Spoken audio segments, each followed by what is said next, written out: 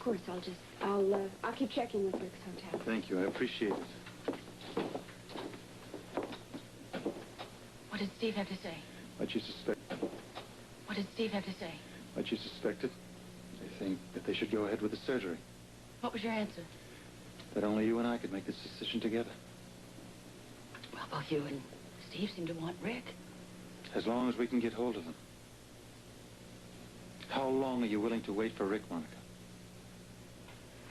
To operate. Alan, look, if you're having any more fantasies about Rick... Monica, I told you about that in a moment of anger. I assure you I can separate those thoughts from the reality of what's happening to my son. I may have lost you, but I can't lose my son, Monica. I can't lose him. Well, then I want Rick to operate. I won't trust anybody else. The life of my son. Do you understand? I understand better than you think. Alan, I tried. I really meant to be the wife that you want, you needed. Maybe right from the beginning I wasn't the man for you. But we have a child who desperately needs us, who is very ill right now. And we're going to put his life in the hands of the man that I feared was your lover. Doesn't life take strange turns? Survival without surgery, and it's just imperative that Dr. Weber be reached so that he knows about it and can get back here. Yes, I'm sure you will. Thank you. Very courageous thing to do, Jessica. Oh, no, it has to be done. I tell you, we're very brave. I'm not brave at all. I'm just realistic. But it isn't about what you said this morning. I said too much this morning. I'm sorry. I want you to believe in yourself. Now, you just let yourself think that you're some object to be pitied by Rick, and that is not true. Gail, there is absolutely nothing in the world that I could do or say that would bring Rick back to me at this point. But when he hears about Monica's baby, he'll be back. Well, of course he's going to be concerned. Oh, yes. Let anything happen to Monica or Monica's baby, and you see how fast he gets back here. That sounds very bitter, doesn't it? I've always sounded bitter. I called. He still hasn't come back. Monica? Okay. Good. I don't know what I'd do without you here. Listen now. Now, your baby is going to live because he has to. God, let it be so.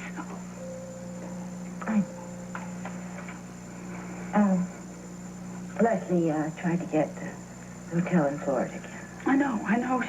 She just told me. Monica, do you think you can allow Rick to operate on your son? What do you mean? Just what I said. Do you think he should be allowed to do surgery on your son?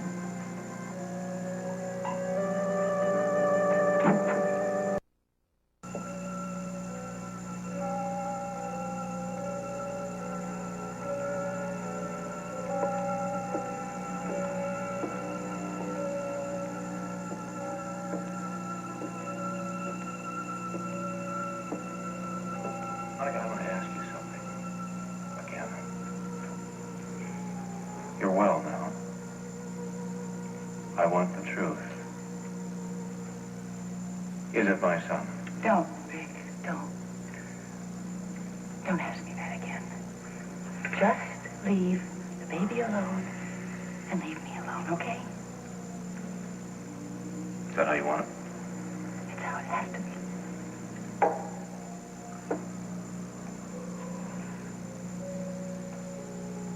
All right.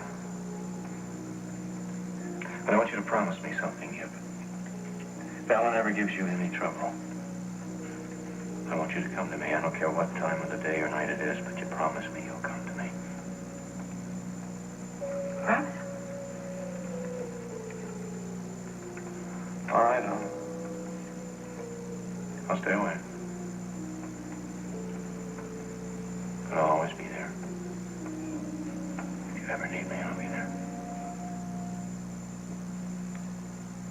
Monica, I brought you some tea. Oh, thank you.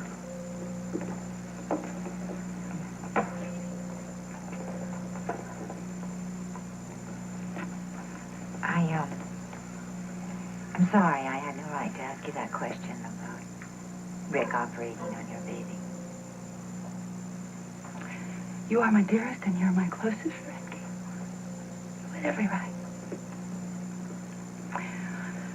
All I can say is that I need the one man I think that can save my baby. And that's Rick. It has nothing to do with what we were once at all. And it doesn't even matter the kind of hell that Leslie is going through right now.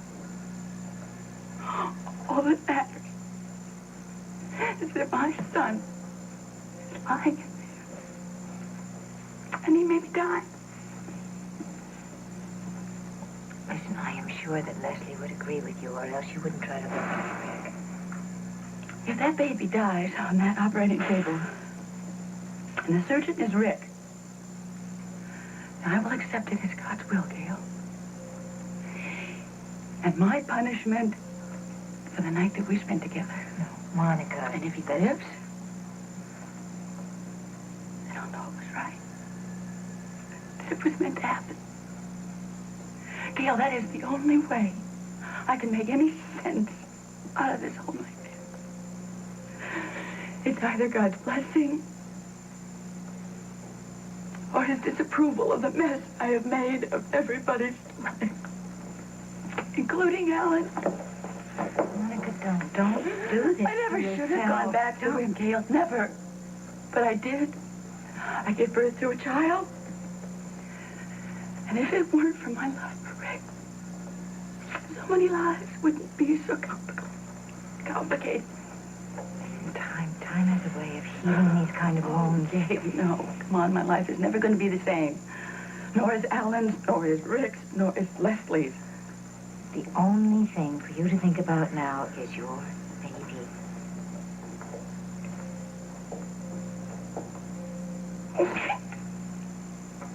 I've never even held him, Gail. I've never held him with... I know. Is it too much to ask to just to hold him just once before the operation? Gail? I'll talk to Steve.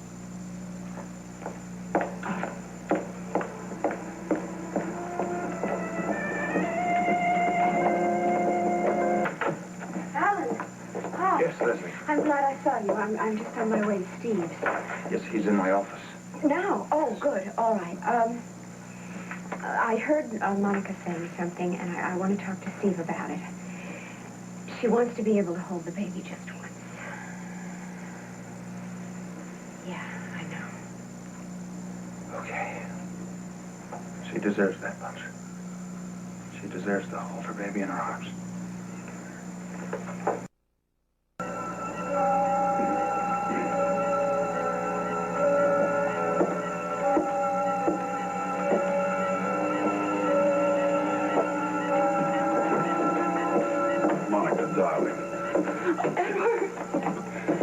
Alan called me. Monica, when I heard there was a problem, I wanted to come along. How's the baby? I don't think he's going to make it, Edward. Oh, Monica, you don't mean anything. I mean exactly that, Tracy. It is his heart. We're trying to locate Rick. He's out of town. He needs surgery, Tracy. The baby needs surgery. And Alan and I feel that Rick's the only one that we can trust with. Isn't surgery on such a small baby too risky? He deserves to live, Edward, if he doesn't have an operation. Oh, Monica, darling. I had no idea it was so serious. Either, Monica, I don't want you to think that that's why I came here. In fact, if you want me to leave, I'd understand. You don't care, Tracy. I really don't care. All that matters now is that I can just hold him.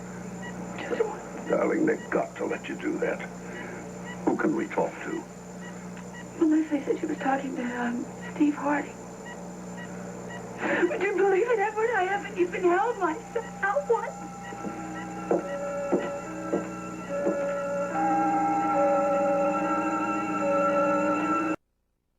Alan, I have 3 expert surgeons standing by. Pediatric surgeons.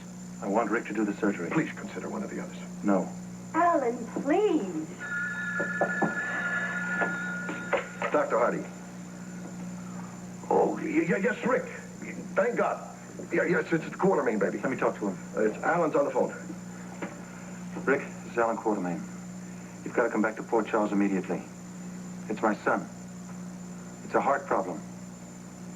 I'm afraid we may lose him.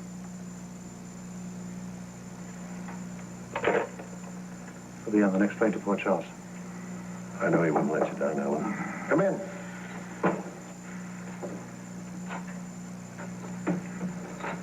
Steve, Alan, how's my son? Heart rate's up to 170. Well, we just heard from Rick. He's catching the next flight to Port Charles, but there still may be a time problem. I want to wait for him. Alan, I'd like to go along with you on that one. I can't. I don't recommend waiting. Your son may not live that long. He's going to take the next available plane, and if there isn't one available, he's going to charter one if necessary. Well, is he going to be able to get here in time? That's the problem. What problem? What aren't you telling me? I don't know if we can wait for him, Monica. What? Dr. Lawson advises against it. The baby's heart rate is up. Oh, no. Listen, Steve has 3 very competent men standing by. I don't want anybody else, Alan. I don't want anybody else either, but there's no guarantee that Rick can save the baby anyway. Of course he can. He knows. It's my whole life. Rick is a surgeon, Monica. He can't perform miracles.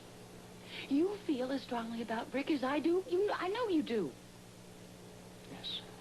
In my own way, I do. I just don't know if we can risk waiting for him. I just want to hold my baby. I'll know the answer then. All right, then, Monica. Come on, then. Let's go to our son. What? Did Steve say it was all right? Leslie talked him into it. And they take the baby out of the incubator and they prepare him for surgery. Oh, Alan. That's where you should be now, Monica. Holding your baby in your arms. Come on, then. We have an important date with our son, don't we?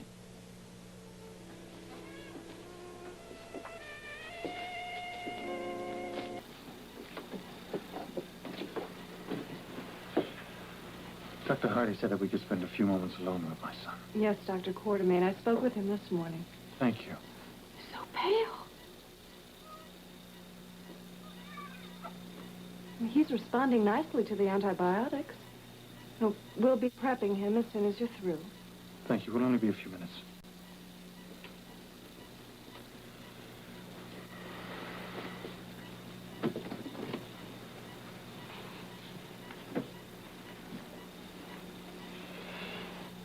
Okay.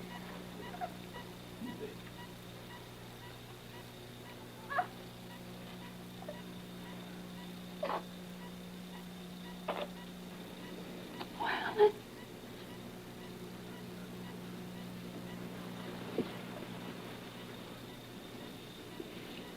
it's so tiny. So beautiful.